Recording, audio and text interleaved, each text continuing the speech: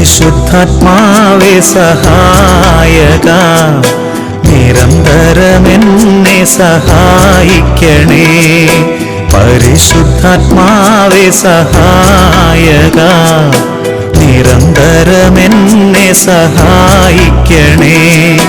നിത്യവും കൂടെ വസിക്കുന്നോനേ, അഭിഷേകത്തിനഗ്നി നിറച്ചിടണേ. നിത്യവും കൂടെ വസിക്കുന്നോനേ, അഭിഷേകത്തിനഗ്നി നിറച്ചിടണേ.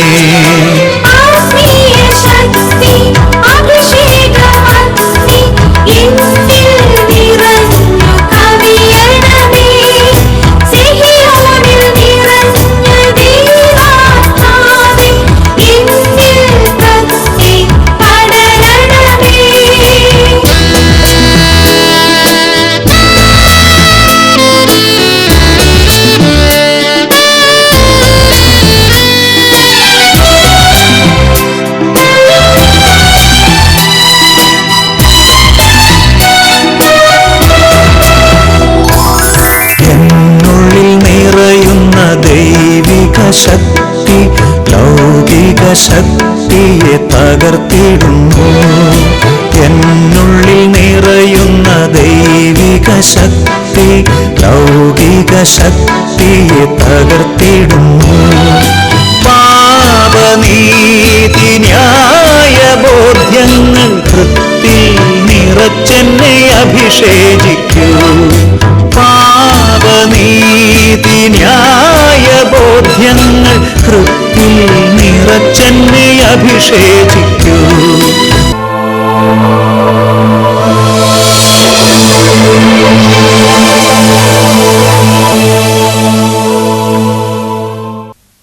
ഹല്ലേലൂയ. യേശുവേ സ്തോത്രം, യേശുവേ നന്ദി.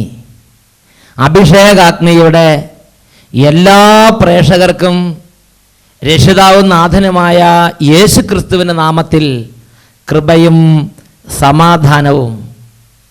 Price the Lord.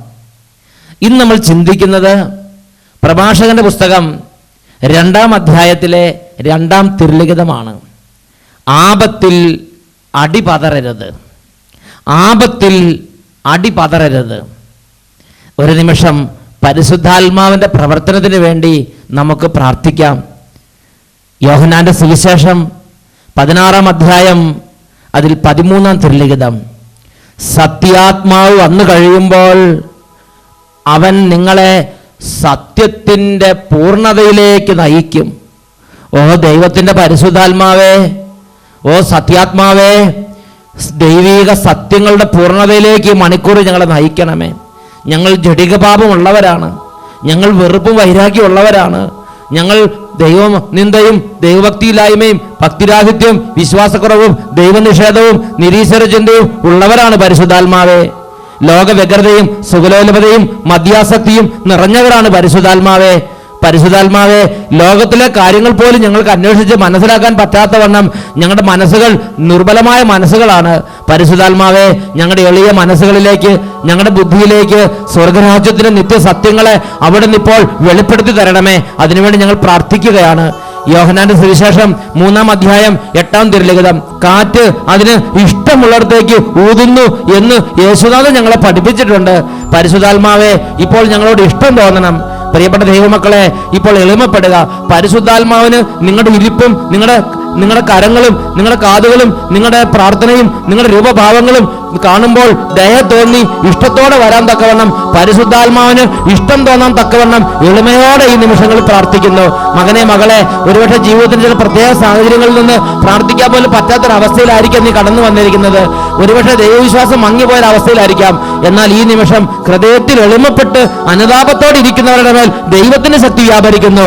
ഹൃദയത്തിൽ എളിമയും അനുതാപം ഉണ്ടായിരിക്കുകയും എൻ്റെ വചനങ്ങൾ ശ്രവിക്കുമ്പോൾ വിറയ്ക്കുകയും ചെയ്യുന്നവനെയാണ് അവിടുന്ന് കടാക്ഷിക്കുന്നത് എന്ന് തിരുലിഖിതങ്ങൾ നമ്മൾ വായിക്കുന്നുണ്ടല്ലോ. ഇപ്പോൾ എളിമയോടെ എല്ലാവരും കരങ്ങൾ ഉയർത്തി പ്രാർത്ഥിക്കുന്നു. കാറ്റ് അതിനിഷ്ടമുള്ളിടത്തേക്ക് വീശുന്നു. യോഹന്നാന്റെ സുവിശേഷം 3:34 ദൈവം അളന്നല്ല ആത്മാവിന് നൽകുന്നത്, അപരിമയമായ ആത്മാവ് ഉന്നതമായ അളവിൽ വലിയ ശക്തിയോടെ, ഒരു കൊടുങ്കാറ്റിന്റെ ശക്തിയോടെ ഇപ്പോൾ വ്യാപരിക്കട്ടെ. കരങ്ങൾ ഉയർത്തി സ്തുതിക്കുന്നു. Hallelujah, hallelujah, hallelujah, hallelujah. ഓ പരിശുദ്ധാത്മാവേ, ഓ പരിശുദ്ധാത്മാവേ, ഓ പരിശുദ്ധാത്മാവേ, ജഡപ്രകാരമുള്ള അവസ്ഥയിൽ നിന്ന്, ക്ഷീണിച്ച അവസ്ഥയിൽ നിന്ന്, മടുത്തുപോയ അവസ്ഥയിൽ നിന്ന്, പ്രാർത്ഥിക്കാൻ പറ്റുന്ന അവസ്ഥയിൽ നിന്ന് ദൈവിക സത്യങ്ങൾ കൊണ്ട് ജ്വലിക്കുന്ന ഒരവസ്ഥയിലേക്ക്, ഒരു പുതിയ ജനനത്തിലേക്ക്, ഒരു പുതിയ ഉണർവിലേക്ക്, ഒരു പുതിയ അഭിഷേകത്തിലേക്ക് ഓ പരിശുദ്ധാത്മാവേ ഇപ്പോൾ ഞങ്ങളെ അഭിഷേകം ചെയ്ത് പുനർജനിപ്പിക്കണമേ. പുതിയൊരു ജനനം നൽകും പരിശുദ്ധാത്മാവേ, പരിശുദ്ധാത്മാവേ, ദൈവത്തിന്റെ ആത്മാവേ, പുതിയൊരു ശക്തിയിലുണരാ ആത്മാവേ, കൃപ ചൊരിയണമേ. വലിയ ആഗ്രഹത്തോടെ പ്രാർത്ഥിക്കുന്നു. പുതിയൊരു ജനനം നൽകും. നിരവധി വ്യക്തികൾ കരഞ്ഞു പ്രാർത്ഥിക്കാൻ കൃപ ലഭിക്കുന്നു. പരിശുദ്ധാത്മാവേ, പുതിയൊരു ശക്തിയിലുണരാ കൃപ ചൊരിയണമേ. കരങ്ങൾ ഉയർത്തി ഒന്നു ചേർന്ന് പരിശുദ്ധാത്മാവേ എന്നിൽ നിറയണമേ. ഇപ്പോൾ വ്യാപരിക്കണമേ. കവിയണമേ. ആത്മാവേ, കവിഞ്ഞൊഴുകണമേ. വലിയ ദാഹത്തോടെ പരിശുദ്ധാത്മാവേ നിറയണമേ. പരിശുദ്ധാത്മാവേ, നിറയണമേ. പരിശുദ്ധാത്മാവേ, കവിയണമേ. കവിഞ്ഞൊഴുകണമേ. കവിഞ്ഞൊഴുകണമേ.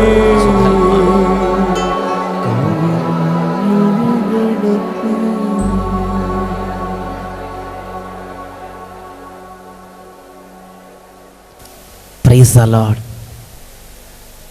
ഹല്ലേലൂയ. പ്രഭാഷകന്റെ പുസ്തകം 2-ാം അധ്യായം 2-ാമത്തെ തിരുലിഖിതം. ആപത്തിൽ അടിപതറരുത്. ഒരു വ്യക്തി തൻ്റെ ജീവിതത്തിലെ കഠിനമായ യാതനയുടെ നടുവിൽ എന്നോട് പങ്കുവെക്കുകയാണ്. അദ്ദേഹം പറഞ്ഞു, അച്ഛാ, ഞാൻ പ്രാർത്ഥനാ ഗ്രൂപ്പിലുള്ള പ്രവർത്തനം നിർത്തി, ഞാൻ ദൈവരാജ്യകാലം നിർത്തി, ഇന്ന് ഞാൻ ഒന്നിനും പോണില്ല, വീട്ടിലെ കാര്യം നോക്കി അത്യാവശ്യ പ്രാർത്ഥനയൊക്കെ ചെയ്ത് അങ്ങനെ ഞാൻ വീട്ടിൽ കഴിഞ്ഞുകൂടുകയാണ്. ഒരു കാലത്ത് ആത്മീയ കാര്യങ്ങൾ കത്തിജ്വലിച്ചിരുന്ന കർത്താവിൻ്റെ ഒരു പ്രിയ പൈതൽ. ഞാൻ ചോദിച്ച്,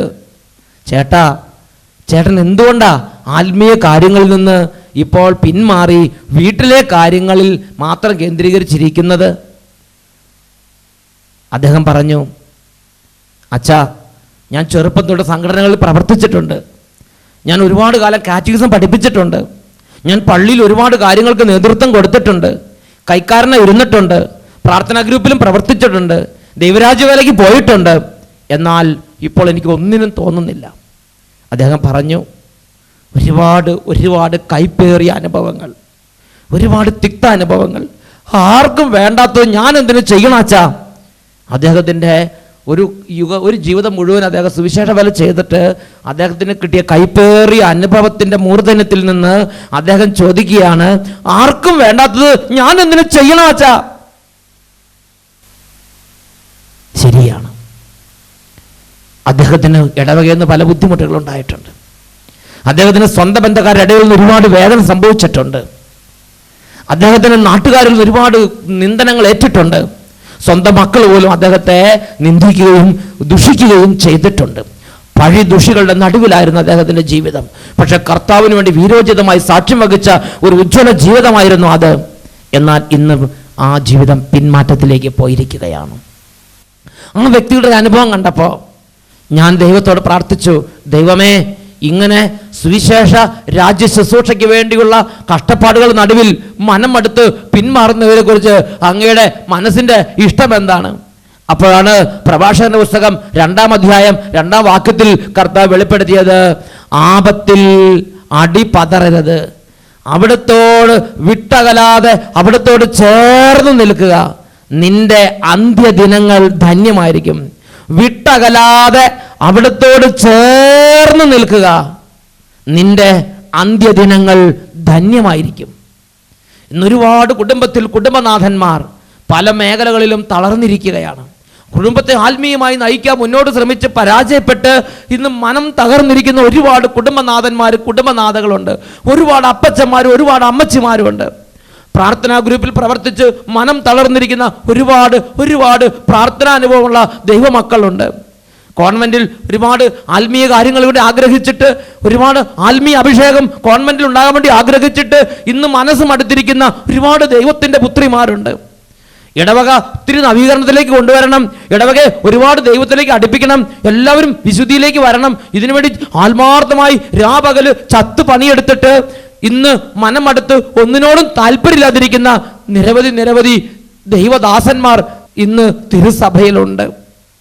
പ്രിയപ്പെട്ട ദൈവമക്കളെ, ഇങ്ങനെയുള്ളവരുടെ വേദന ഇത് ദൈവസന്നിധിയിൽ ദൈവം സ്വീകരിക്കും. അവരെ ദൈവം തള്ളിക്കളയും എന്ന് ഞാൻ വിചാരിക്കുന്നില്ല. ഒരു കാലത്ത് കത്തി ചൊല്ലി കർത്താവിന് വേണ്ടി വേല ചെയ്തു. ചില പ്രത്യേക സാഹചര്യത്തിൽ ആ ജ്വലനം കെട്ടുപോയി, ലോകപ്രകാരമുള്ളൊരു മനുഷ്യനായി തീർന്നു.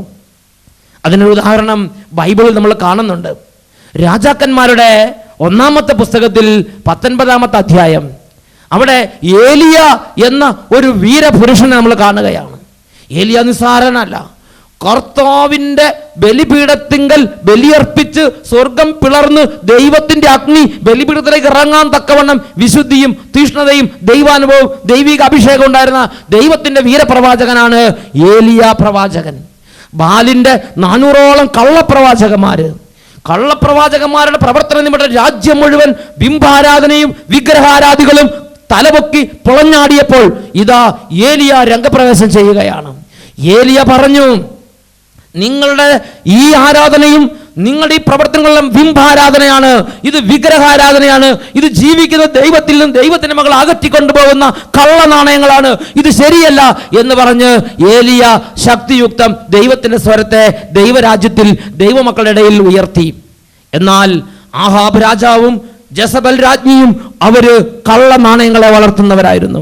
അവര് ദൈവത്തിന്റെ ജനത്തെ ജീവിക്കുന്ന ദൈവത്തിൽ നിന്ന് അകറ്റി ബിംബങ്ങളിടത്തേക്ക് നയിക്കുന്ന ബിംബാരാധനയുടെ വക്താക്കളായിരുന്നു. അവരുടെ നേതൃത്വത്തിലാണ് ബാലിന്റെ 400-ൽ പരം പ്രവാചകന്മാര് അവിടെ വിളയാടിക്കൊണ്ടിരുന്നത്. അങ്ങനെ ഏലിയ ഉഗ്രമായി ദൈവത്തിന്റെ ശക്തി ഇറക്കി. ഏലിയ പറഞ്ഞു, ആര് ബലിയർപ്പിക്കുമ്പോഴാണോ ജീവിക്കുന്ന ദൈവത്തിന്റെ അഗ്നി ഇറങ്ങുന്നത്, ആ ദൈവമാണ് സത്യദൈവമെന്ന് നിങ്ങൾ അംഗീകരിക്കുന്നുവോ? ജനം മുഴുവൻ പറഞ്ഞു ശരി. അങ്ങനെ ബാലിന്റെ പ്രവാചകന്മാർ ഒരു ഭാഗത്ത് ബാൽദേവന് ബലിയർപ്പിച്ചു. ജീവിക്കുന്ന ദൈവത്തിന്റെ പ്രവാചകൻ ഏലിയ ഒറ്റയ്ക്ക് മറുഭാഗത്ത് ഇതാ ജീവിക്കുന്ന ദൈവത്തിനായി ബലിയർപ്പിച്ചു. ബാൽദേവന്റെ ബലികളിൽ ബാൽദേവൻ ഇറങ്ങി വന്നില്ല. എന്നാൽ ജീവിക്കുന്ന കർത്താവിന്റെ ബലിയർപ്പിച്ച് ഏലിയ പിതാവേ എന്ന് വിളിച്ച് സ്വർഗത്തിലേക്ക് കരങ്ങൾ ഉയർത്തിയപ്പോൾ സ്വർഗത്തിൽ നിന്ന് അഗ്നി ഇറങ്ങി ബലിപീഠത്തിനുള്ള സമസ്ത വസ്തുക്കളും ദഹിപ്പിച്ച് ചാമ്പലാക്കി കളഞ്ഞു. ഇതാ ജനം മുഴുവൻ കൂട്ടത്തോടെ വിളിച്ചു പറഞ്ഞു, ഏലിയായുടെ ദൈവം തന്നെ ജീവിക്കുന്ന സത്യദൈവം. അവർ ബാലിന്റെ പ്രവാചകന്മാരെ കൂട്ടത്തോടെ പിടിച്ച് വാളിനിരയാക്കി. ഇങ്ങനെ ദൈവനാമത്തിൽ ഉജ്ജ്വല പ്രവർത്തനങ്ങൾ ചെയ്ത് വീര്യപ്രവർത്തികൾ ചെയ്ത് പ്രകടമാക്കി ദൈവശക്തി ഇറക്കിയവനാണ് ഏലിയ പ്രവാചകൻ. ആ ദേശമെല്ലാം ഏലിയ പ്രവാചകനെ ഭയത്തോടെയാണ് കാണുന്നത്. ആഹാബ് രാജാവിന് ഏലിയായ ഭയമാണ്. ഒരു രാജ്യം മുഴുവനും ഇതാ ഏലിയ വലിയ ശക്തിയുടെ പ്രകടനങ്ങൾ ചെയ്യുകയാണ്. ഏലിയ കൈനീട്ടി ആകാശത്തിലേക്ക് നോക്കി പറഞ്ഞു, ഇനി ഞാൻ പറഞ്ഞിട്ടല്ലാതെ മഴ പെയ്യരുത്. 3 വർഷവും 6 മാസവും മഴ പെയ്തില്ല. രാജ്യം മുഴുവൻ വരൾച്ചയുടെ പിടിയിൽ അമർന്നു. ഇങ്ങനെ വലിയ പ്രവർത്തനങ്ങൾ ചെയ്ത വ്യക്തിയാണ് ഏലിയ പ്രവാചകൻ. ഏലിയ എന്ന് കേട്ടാൽ എല്ലാവരും ഒന്ന് ഞെട്ടും, ഒന്ന് ഓർക്കും, അത് ദൈവത്തിൻ്റെ ആളാണ്. അങ്ങനെ ഉഗ്ര ശക്തിയോടെ ദൈവരാജ്യ വേല ചെയ്യുന്ന ഏലിയ. അങ്ങനെ ഇരിക്കുമ്പോഴാണ് ഇതാ ജസബൽ രാജ്ഞി ഈ വാർത്ത കേട്ടത്. ബാലിന്റെ 400ഓളം പ്രവാചകന്മാരെ വാളിനിരയാക്കി. ബാലിന്റെ ശക്തിയെല്ലാം അത് ശക്തിഹീനമായ ഒരു പ്രവർത്തനമാണെന്നും അതൊരു ബിംബാരാധന തെറ്റാണെന്നും ഏലിയ തെളിയിച്ചത് ജസബൽ രാജ്ഞിക്ക് അംഗീകരിക്കാൻ പറ്റിയില്ല. അപ്പോൾ ജസബൽ രാജ്ഞി ഒരു തീരുമാനമെടുത്തു, എനിക്ക് കഴുത്തിന് മുകളിൽ തലയുണ്ടെങ്കിൽ നാളെ ഈ സമയമാകുമ്പോൾ ഏലിയായെ ഞാൻ വധിച്ചിരിക്കും. ആ വാർത്ത അറിയിക്കാൻ ഒരു ദൂതനെ ഏലിയയുടെ പക്കലേക്ക് അയച്ചു. അതാണ് രാജാക്കന്മാർ 1-ാം പുസ്തകം 19-ാമത്തെ അധ്യായത്തിൽ 1-2 വാക്യങ്ങളിൽ നാം വായിക്കുന്നത്. നമുക്കൊന്ന് ശ്രദ്ധിച്ച് കേൾക്കാം. ഏലിയ ചെയ്ത കാര്യങ്ങളും പ്രവാചകന്മാരെ വാളിനിരയാക്കിയ വിവരവും ആഹാബ് ജസബലിനോട് പറഞ്ഞു. അപ്പോൾ അവൾ ദൂതനെ അയച്ച് ഏലിയായോട് പറഞ്ഞു, നാളെ ഈ നേരത്തിനും മുൻപ് ഞാൻ നിന്റെ ജീവൻ ആ പ്രവാചകന്മാരിൽ ഒരുവൻ്റേതുപോലെ ആക്കുന്നില്ലെങ്കിൽ ദേവന്മാർ അതും അതിലപ്പുറവും എന്നോട് ചെയ്യട്ടെ. ഇതാണ് ജസബൽ രാജ്ഞിയുടെ ഉറച്ച തീരുമാനം. നാളെ ഈ സമയം 24 മണിക്കൂറിനുള്ളിൽ ഏലിയയുടെ തല ഞാൻ വെട്ടി നിലത്തിടും. ഇതാണ് ജസബലിന്റെ തീരുമാനം. പ്രിയപ്പെട്ട സഹോദരങ്ങളെ, ആ ക്രൂര സ്ത്രീയുടെ പ്രഖ്യാപനം കേട്ടപ്പോൾ തെല്ലുനേരം ഇതാ ഏലിയായുടെ മനസ്സിൽ ഒരു ദുർപീഡ സ്വാധീനം ഉറപ്പിക്കുകയാണ്. ഏലിയ ചിന്തിക്കുകയാണ്, അയ്യോ ഞാൻ എന്തു ചെയ്യും? രാജാവ് ആ രാജ്ഞി വിചാരിച്ച പോലെ വിചാരിക്കുന്ന കാര്യങ്ങൾ നടപ്പാക്കുന്ന ഒരു പ്രത്യേക തന്നിഷ്ടക്കാരിയാണ്. ആ തന്നിഷ്ടക്കാരനെ പിടിക്ക് ഞാൻ വിട്ടുകൊടുക്കണമോ? ആ തന്നിഷ്ടക്കാരുടെ മുമ്പിൽ ഞാൻ എന്നെ തന്നെ അടിയറ വെച്ച് ഞാൻ മരണം വരിക്കണമോ? എനിക്ക് ഇനിയും ദൈവരാജ്യ വേല ചെയ്യണ്ടേ? അദ്ദേഹത്തിന് ഒരു പ്രത്യേക തരത്തിലുള്ള പീഡ അദ്ദേഹത്തിൻ്റെ ഉള്ളിലേക്ക് പ്രവേശിച്ചു. അതിൻ്റെ പേരാണ് മരണഭയം. അദ്ദേഹം ഭയപ്പെട്ടു.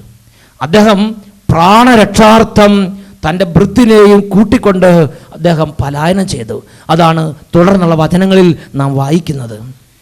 ഏലിയ ഭയപ്പെട്ട് ജീവരക്ഷാർത്ഥം പലായനം ചെയ്തു. അവൻ യൂദയായിലെ ബെർശബയിലെത്തി. പ്രിയപ്പെട്ട സഹോദരങ്ങളെ, അവന് പേടി തട്ടി. അവൻ്റെ ഉള്ളിൽ ഭയമായി, ഞാനിനി എന്തു ചെയ്യും? ഇതുപോലെയാണ് ഒരുപാട് വ്യക്തികളുടെ ഉള്ളിൽ. കർത്താവിൻ്റെ വഴികളിലൂടെ ക്രമമായി മുന്നേറിക്കൊണ്ടിരിക്കുമ്പോൾ, ജീവിക്കുന്ന ദൈവത്തിന് വേണ്ടി ഹൃദയം ജ്വലിക്കുന്ന തീജ്വാലയായി നിന്ന് പ്രവർത്തിച്ചുകൊണ്ടിരിക്കുമ്പോൾ, അവിടെ തിന്മയുടെ ശക്തികൾ, അന്ധകാര കൂട്ടങ്ങൾ കൈ കോർത്ത് പിടിച്ച് അലറി വിളിച്ചുകൊണ്ട് ആഞ്ഞടിക്കും. ആ സമയത്ത് ചിലപ്പോൾ തെല്ലുനേരം, ക്ഷണനേരം ദൈവത്തിൻ്റെ ദാസൻ, ദൈവത്തിൻ്റെ ശുശ്രൂഷകർ ഒരുപക്ഷെ പിന്മാറ്റത്തിലേക്കോ ഭയത്തിലേക്കോ അന്ധകാര പീഡകളിലേക്കോ ആണ്ടുപോയേക്കാം. പ്രിയപ്പെട്ട സഹോദരങ്ങളെ, ഒരു കാര്യം അറിഞ്ഞുകൊള്ളുക, കർത്താവിൻ്റെ ആത്മാവിനാൽ കത്തിജ്വലിക്കുന്ന അവസ്ഥയിലാണെങ്കിലും ക്ഷണനേരം, ഒരു സെക്കൻഡ് കഴിയുമ്പോൾ തന്നെ ആ വ്യക്തി തിന്മയുടെ അരൂപിയുടെ പ്രേരണയ്ക്ക് വിധേയപ്പെടാം. ഒരു ഉദാഹരണം ബൈബിളിലുണ്ട്. മത്തായിയുടെ സുവിശേഷം 16-ാമത്തെ അധ്യായത്തിൽ 13 മുതൽ 20 വരെ വാക്യങ്ങൾ. യേശുവും സ്ലീഹന്മാരും കടന്നു പോകുമ്പോൾ യേശു ചോദിച്ചു, ഞാൻ ആരെന്നാണ് ജനങ്ങൾ പറയുന്നത്? അങ്ങനെ യേശു ക്രിസ്തുവിൻ്റെ അങ്ങനെയുള്ള അവതരണങ്ങൾക്ക് ശേഷം യേശു ചോദിച്ചു, ഞാൻ ആരെന്നാണ് നിങ്ങൾ പറയുന്നത്? ഉടനെ ശിമയോൻ പത്രോസ് സ്വർഗത്തിൽ നിന്ന് അഭിഷേകം കൊണ്ട് നിറഞ്ഞ് വിളിച്ചു പറഞ്ഞു, നീ ജീവനുള്ള ദൈവത്തിൻ്റെ പുത്രനായി മിശിഹായാകുന്നു. യേശു ക്രിസ്തുവിന് വലിയ സന്തോഷമായി. കാരണം പത്രോസ് സ്ലീഹായിൽ പരിശുദ്ധാത്മാവ് പ്രവർത്തിക്കുകയാണ്. യേശു വലിയ സന്തോഷത്തെ പത്രോസിന് പറഞ്ഞു, ജഡമാംസ രക്തങ്ങളല്ല, എൻ്റെ സ്വർഗസ്ഥനായ പിതാവാണ് നിനക്ക് ഇത് വെളിപ്പെടുത്തി തന്നത്. പത്രോസിന് വലിയ സന്തോഷമായി, യേശുവിന് വലിയ സന്തോഷമായി. ദൈവരാജ്യത്തിന് ആത്മാവ് പ്രവർത്തിച്ചുകൊണ്ടിരിക്കുകയാണ്. എന്നാൽ അടുത്ത ക്ഷണത്തിൽ മത്തായിയുടെ സുവിശേഷം 16-ാമത്തെ 20 മുതൽ 23 വരെ വാക്യങ്ങൾ, ഇതാ യേശു ക്രിസ്തു താൻ ജെറൂസലേമിലേക്ക് പോകേണ്ടിയിരിക്കുന്നുവെന്നും ജെറൂസലേമിൽ വെച്ച് തന്നെ പ്രധാന ആചാര്യന്മാരും നിയമജ്ഞന്മാരും ഫരീസന്മാരും പിടിച്ചുകെട്ടുമെന്നും കുരിശ് തറയ്ക്കുമെന്നും അടിച്ചു കൊല്ലുമെന്നും ഇങ്ങനെയുള്ള പീഡാനുഭവ രംഗങ്ങളെക്കുറിച്ച് പ്രവചിച്ചപ്പോൾ പത്രോസ്ലീഹ യേശുവിനെ വിളിച്ചു. യേശുവിനെ കുറച്ച് ദൂരത്തേക്ക് മാറ്റി നിർത്തി. യേശുവിനോട് പറയുകയാണ്, ഗുരു, ഇത് സംഭവിക്കരുത്. നമുക്ക് ജെറൂസലേമിലേക്ക് പോകണ്ട, നമുക്ക് കുരിശുമരണം വേണ്ട, നമുക്കിവിടെ നന്നായിട്ട് ജീവിക്കണം, കുറേ പ്രവർത്തിക്കണം, നമുക്ക് കുറേ പ്രവർത്തിക്കണം, മരിക്കേണ്ട ആളുകളല്ല നമ്മൾ. അങ്ങനെ യേശു ക്രിസ്തുവിനെ വ്യതിചലിപ്പിക്കുകയാണ്. യേശു ക്രിസ്തു ക്ഷണനേരം ഈ ആത്മാവിന്റെ പ്രവർത്തനത്തെ തിരിച്ചറിഞ്ഞു. യേശു ക്രിസ്തു പത്രോസിനെ നേരെ സൂക്ഷിച്ചു നോക്കി. യേശു ക്രിസ്തു പറഞ്ഞു, സാത്താനേ ദൂരെ പോവുക. ചിന്തിച്ചു നോക്ക്, ഏതാനും സെക്കൻഡുകൾക്ക് മുമ്പ്, ഏതാനും മിനിറ്റുകൾക്ക് മുമ്പ്, തൊട്ടു മുമ്പ് നമ്മൾ കാണുന്ന എന്താണ്? ഈശോ പത്രോസിനെ അഭിനന്ദിക്കുകയാണ്. ജഡമാംസ രക്തങ്ങളല്ല, എൻ്റെ സ്വർഗസ്ഥനായ പിതാവാണ് നിനക്കിത് വെളിപ്പെടുത്തുന്നത്. ദൈവാത്മാവിന്റെ പ്രവർത്തനം നിറഞ്ഞു നിറഞ്ഞ പത്രോസ് ക്ഷണനേരം കൊണ്ട് എന്തായി? ഇതാ ദുഷ്ടാത്മാവിന്റെ പ്രവർത്തനത്തിന് വശംവദനായി. പ്രിയപ്പെട്ട സഹോദരങ്ങളെ, നാം പരിശുദ്ധാത്മാവിന്റെ പ്രവർത്തനത്തിൽ കത്തിജ്വലിച്ച് നിൽക്കുമ്പോഴും ക്ഷണനേരം കൊണ്ട് അടുത്ത ക്ഷണത്തിൽ ഒരുപക്ഷെ തിന്മയുടെ അരൂപിയുടെ പ്രേരണയ്ക്ക് വശംവദരാകാം. ഇതാ ഏലിയ കത്തിജ്വലിക്കുന്ന പ്രവാചകനായിരുന്നു. എന്നാൽ ഏലിയ ക്ഷണനേരം അടുത്ത ക്ഷണത്തിൽ തന്നെ ജീവരക്ഷാർത്ഥം ഭയപ്പെട്ട് അദ്ദേഹം പലായനം ചെയ്ത് വീണ്ടും നമുക്ക് വായിക്കാം. അവിടെ വെച്ച് ഭൃത്യനെ വിട്ടുപിരിഞ്ഞു. ബേർഷബയിലെത്തിയ ഏലിയ ബേർഷബയിൽ വെച്ച് ആ ഭൃത്യനും പിരിഞ്ഞുപോയി. ഇന്ന് ഏലിയ ഏകാന്തനായി മാറിയിരിക്കുകയാണ്. കൂടെ ആകെ ഉണ്ടായിരുന്നത് ഭൃത്യനായിരുന്നു. ആ ഭൃത്യനും ബേർഷബ എന്ന സ്ഥലത്തെത്തിയപ്പോൾ പിരിഞ്ഞുപോയി. ഇപ്പോൾ ഏലിയ ഒറ്റയ്ക്ക് നടക്കുകയാണ്. ഏലിയ ഒറ്റയ്ക്ക് മുന്നേറുകയാണ്. ഇന്ന് കൂടെ ആരുമില്ല. ഏലിയയുടെ ജീവന് വേണ്ടി രാജ്യത്ത് പട്ടാളം തെരഞ്ഞ് അരിച്ചു പറക്കിക്കൊണ്ടിരിക്കുകയാണ്. ഇതാ ഏലിയ ഒറ്റയ്ക്ക് മരുഭൂമിയിലൂടെ നടക്കുകയാണ്. തുടർന്ന് ശ്രദ്ധിക്കാം. അവിടെ നിന്ന് അവൻ തനിയെ മരുഭൂമിയിലൂടെ ഒരു ദിവസത്തെ വഴി നടന്ന് ഒരു വാടാ മുൾച്ചെടിയുടെ തണലിലിരുന്നു. അവൻ മരണത്തിനായി പ്രാർത്ഥിച്ചു. കർത്താവേ, മതി, എൻ്റെ പ്രാണനെ സ്വീകരിച്ചാലും. പ്രിയപ്പെട്ട ദൈവമക്കളെ നോക്കുക, ഇന്ന് ഏലിയ മടുത്തിരിക്കുകയാണ്. ഇന്ന് ഏലിയ തളർന്നിരിക്കുകയാണ്. അവൻ പ്രാർത്ഥിക്കുകയാണ്, കർത്താവേ, മതി, മതി, മതിയായി, ഇനി എൻ്റെ ജീവനെ ഒന്ന് തിരിച്ചെടുക്കാമോ? മരണത്തിനായി പ്രാർത്ഥിക്കുന്ന ഏലിയായെയാണ് നാം ഇവിടെ കാണുന്നത്. എന്നാൽ കുറച്ച് നിമിഷങ്ങൾ മുമ്പ് നമ്മൾ കണ്ടത് എന്താ? ഏലിയ ജീവരക്ഷാർത്ഥം ഓടുകയാണ്. സ്വന്തം ജീവൻ രക്ഷിക്കാൻ വേണ്ടി ഓടിയ ഏലിയ ഇപ്പോൾ ഇതാ ഇവൻ മരണത്തിനായി പ്രാർത്ഥിക്കുകയാണ്. അവനിപ്പോൾ ജീവിക്കണമെന്നില്ല, അവനിപ്പോൾ ശുശ്രൂഷ ചെയ്യണമെന്നില്ല, അവനിപ്പോൾ ദൈവരാജ്യം വ്യാപിക്കണമെന്നില്ല, അവനിപ്പോൾ കർത്താവിൻ്റെ മഹത്വം വെളിപ്പെടണമെന്നില്ല. അവൻ മടുത്ത്, അവൻ തകർന്ന്, അവൻ മനസ്സിൽ ഭാരമുള്ളവനായി അവൻ പ്രാർത്ഥിക്കുകയാണ്. എന്താ അതിൻ്റെ കാരണം? ഈ ജസബൽ രാജ്ഞി ഒരു കൊടുങ്കാറ്റ് പോലെ, ഒരു ഉഗ്ര കൊടുങ്കാറ്റ്, ഒരു ചുഴലിക്കാറ്റ് പോലെ ഏലിയായ്ക്ക് നേരെ ഉയർന്നപ്പോൾ ഏലിയ കർത്താവിൻ്റെ ആലോചന ചോദിച്ചില്ല. കർത്താവ് അയച്ചിട്ടല്ല അവൻ ഓടിയത്. ഏലിയ ക്ഷണനേരം കർത്താവിൻ്റെ കാര്യങ്ങളെല്ലാം അവൻ്റെ മനസ്സിൽ നിന്ന് കണക്ഷൻ വിട്ടുപോയി. അവൻ സ്വന്തം രക്ഷാർത്ഥം, സ്വന്തം തീരുമാനത്തിന് ഓടുകയാണ്. പ്രിയപ്പെട്ട സഹോദരങ്ങളെ, എങ്കിലും ദൈവം അവനെ ഉപേക്ഷിച്ചില്ല. ഇന്ന് ഒരുപാട് കുടുംബനാഥന്മാർ ഇതുപോലെയാണ്. ഒത്തിരി കാലം ദൈവീക കാര്യങ്ങൾക്ക് വേണ്ടി നിലകൊണ്ട്, ഒരുപാട് കാലം മൂല്യങ്ങൾക്ക് വേണ്ടി നിലകൊണ്ട്, എന്നാൽ ഇന്ന് ആത്മീയ കാര്യങ്ങൾക്ക് വേണ്ടി നിലകൊള്ളാൻ പറ്റുന്നില്ല. ഇന്ന് അങ്ങനെയുള്ള കാര്യങ്ങളെ ഒരു ഉറപ്പോടെ സംസാരിക്കാൻ പറ്റുന്നില്ല. ഒരുപാട് ഓഫീസിൽ ഉദ്യോഗസ്ഥന്മാർ ഒരുപാട് കാലം കൈക്കൂലി വാങ്ങാതെ, ഒരുപാട് കാലം സത്യസന്ധമായി നീതിനിഷ്ഠമായി പ്രാർത്ഥിച്ച് യേശുക്രിസ്തുവിനെ ആരാധിച്ച് ദൈവമാർഗത്തിൽ നടന്നു. എന്നാൽ സമ്മർദ്ദം മുറുകിയപ്പോൾ, ദൈവിക കാര്യങ്ങൾ ദുഷിക്കപ്പെട്ടപ്പോൾ, ശത്രുക്കൾ അല്ലെങ്കിൽ അന്ധകാര പീഡകളുള്ളവർ ചുറ്റും കൊടുമ്പിരി കൊണ്ടപ്പോൾ ഇന്ന് ഓഫീസിൽ വിശുദ്ധനായി, സത്യസന്ധനായി, നീതിനിഷ്ഠനായി ജീവിക്കാൻ പറ്റുന്നില്ല. ഒരുപാട് സംഘടനകളിൽ, ഒരുപാട് കുടുംബങ്ങളിൽ, ഇടവകകളിൽ, സമൂഹങ്ങളിൽ ഇന്ന് ആത്മീയ അഭിഷേകത്തിൽ ഒരു നാൾ കത്തി ജ്വലിച്ചിരുന്നവർ ഇന്ന് മടുത്തിരിക്കുകയാണ്. അവർ പറയാണ്, മതി, മതി, മതിയായി, ഒന്ന് ജീവനെടുത്താലും എങ്ങനെയെങ്കിലും ഇവിടെ നിന്ന് മാറിക്കിട്ടിയ ഒരവസ്ഥയിൽ നിന്ന് മാറിക്കിട്ടിയാൽ മതിയായിരുന്നു. പ്രിയപ്പെട്ട സഹോദരങ്ങളെ, പക്ഷെ കർത്താവ് കൈവിടുന്നില്ല. കർത്താവ് ഏലിയായെ കൈവിട്ടില്ല. ഇതാ ഏലിയ ആ മരത്തിന്റെ ചുവട്ടിൽ അവിടെ കടന്ന് തന്നെ ഉറങ്ങിപ്പോയി. ഉറങ്ങി തളർന്ന് എല്ലാ ആശയും വിട്ട് കിടക്കുന്ന ഏലിയയുടെ അടുത്തേക്ക് ദൈവം തന്റെ ദൂതനയച്ച് ദൈവം അവനെ തട്ടി ഉണർത്തി. വായിച്ചു കേൾക്കാം. ഞാൻ എൻ്റെ പിതാക്കന്മാരെക്കാൾ മെച്ചമല്ല. അവൻ ആ ചെടിയുടെ തണലിൽ കിടന്നുറങ്ങി. കർത്താവിൻ്റെ ദൂതൻ അവനെ തട്ടി ഉണർത്തി, എഴുന്നേറ്റ് ഭക്ഷിക്കുക എന്ന് പറഞ്ഞു. എഴുന്നേറ്റ് നോക്കിയപ്പോൾ ചുടുകല്ലിൽ ചുട്ടെടുത്ത അപ്പവും ഒരു പാത്രം വെള്ളവും ഇതാ തലയ്ക്കിൽ ഇരിക്കുന്നു. അത് കഴിച്ച് അവൻ വീണ്ടും കിടന്നു. കർത്താവിൻ്റെ ദൂതൻ വീണ്ടും അവനെ തട്ടി ഉണർത്തി പറഞ്ഞു, എഴുന്നേറ്റ് ഭക്ഷിക്കുക, അല്ലെങ്കിൽ യാത്ര ദുഷ്കരമായിരിക്കും. അവൻ എഴുന്നേറ്റ് ഭക്ഷണപാനീയങ്ങൾ കഴിച്ചു. അതിൻ്റെ ശക്തി കൊണ്ട് 40 രാവും 40 പകലും നടന്നു കർത്താവിൻ്റെ മലയായ ഹൊറേബിലെത്തി. Praise the lord, hallelujah. തെല്ലുനേരം തളർന്ന ഏലിയായെ ദൈവം വീണ്ടും ശക്തിപ്പെടുത്തുന്ന ഒരു രംഗമാണ് രാജാക്കന്മാർ 1-ാം പുസ്തകത്തിൽ ഈ ഭാഗത്ത് നമ്മൾ കാണുന്നത്. കർത്താവ് അവന് മേൽത്തരം ഒരു അപ്പവും ഒരു പാത്രം വെള്ളവും കൊണ്ടുവന്ന് കൊടുത്ത്. എന്താ അപ്പത്തിന്റെ പ്രത്യേകത? അതവൻ കഴിച്ചു കഴിഞ്ഞപ്പോൾ ആ ഒരൊറ്റ അപ്പത്തിന്റെ ശക്തി കൊണ്ട് 40 ദിനരാത്രങ്ങൾ നടന്ന് കർത്താവിൻ്റെ മലയിൽ ഹോറബിൽ എത്തിച്ചേരുന്നത് വരെ നടക്കാനും ജീവിക്കാനുള്ള ശക്തിയും ബലവും ഊർജ്ജസ്വലതയും ഉന്മേഷവും അഭിഷേകം എല്ലാം അവന്റെ മേൽ അത് നിറച്ചുകൊണ്ടിരുന്നു. Praise the lord, hallelujah.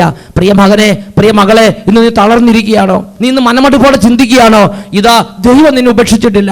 നീ ഉണരുക, നീ മുന്നോട്ട് പോകണം. നിന്റെ ദൈവമായ കർത്താവ് നിന്നോട് കാണിച്ച വിശ്വസ്തതയും സ്നേഹവും നീ ഓർമ്മിക്കുക. ആപത്തിൽ അടിപതറരുത്. അവിടുത്തോട് ചേർന്ന് നിൽക്കുക, വിട്ടകലാതെ അവിടുത്തോട് ചേർന്ന് നിൽക്കുക. നിന്റെ അന്ത്യദിനങ്ങൾ ധന്യമായിരിക്കും. ഈ നിമിഷങ്ങളിൽ 2 കരങ്ങൾ ഉയർത്തി സ്തുതിക്കുകയാണ്. പിന്മാറ്റത്തിന്റെ ആത്മാവ്, തളർച്ചയുടെ ആത്മാവ്, മടുപ്പിന്റെ ആത്മാവ്, മന്ദതയുടെ ആത്മാവ് ഇപ്പോൾ കത്തിച്ചാമ്പലാകട്ടെ. Hallelujah, hallelujah, hallelujah. എല്ലാവരും സ്തുതിക്കുന്നു. കുടുംബങ്ങളിൽ നിന്ന്, സമൂഹങ്ങളിൽ നിന്ന്, സ്ഥാപനങ്ങളിൽ നിന്ന് ആത്മീയ കാര്യങ്ങളോട് അടുപ്പമില്ലായ്മ, അതിലൊരു മടുപ്പ്. കുറെ കാലം നടന്നു, 20 വർഷം, 30 വർഷം, 40 വർഷം കർത്താവിന് വേണ്ടിയെല്ലാം ജീവിച്ചു. ഇപ്പോൾ ഒരു പ്രത്യേക മരവിപ്പ്, ഒരു പ്രത്യേക ഭയം, ഒരു പ്രത്യേക തളർച്ച, ഒരു പ്രത്യേക മനപ്പീഡ, അങ്ങനെയുള്ള തിന്മകളിൽ ഇരിക്കുന്നവരെന്ന് ഇപ്പോൾ ആ തിന്മ യേശുവിന്റെ നാമത്തിൽ വിട്ടുമാറി പോകട്ടെ. Hallelujah, hallelujah, hallelujah. യേശുവേ ആരാധന, ആരാധന. യേശുവേ സ്തോത്രം, യേശുവേ നന്ദി, യേശുവേ സ്തോത്രം, യേശുവേ നന്ദി, യേശുവേ സ്തോത്രം, യേശുവേ നന്ദി. Price the lord. ഹല്ലേലൂയ.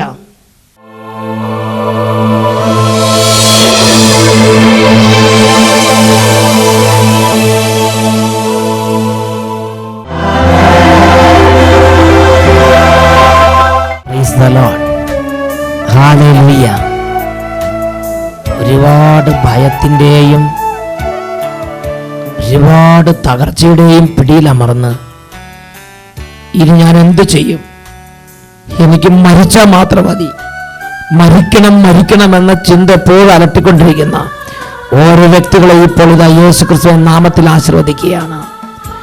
ജീവിതത്തിൻ്റെ മടുപ്പ്, ജീവിത നൈരാശ്യം, ഹൃദയ തകർച്ച, ആത്മഹത്യാ പ്രവണത, ഇങ്ങനെയുള്ള ഓരോ ദുർപീഡകൾ അനുഭവിക്കുന്ന വ്യക്തികളിൽ നിന്നും കുടുംബങ്ങളിൽ നിന്നും ആ ദുർപീഡകൾ തകർന്നു പോകുന്നതിന് വേണ്ടി ഇപ്പോൾ കരങ്ങൾ ഉയർത്തി സ്തുതിക്കുന്നു.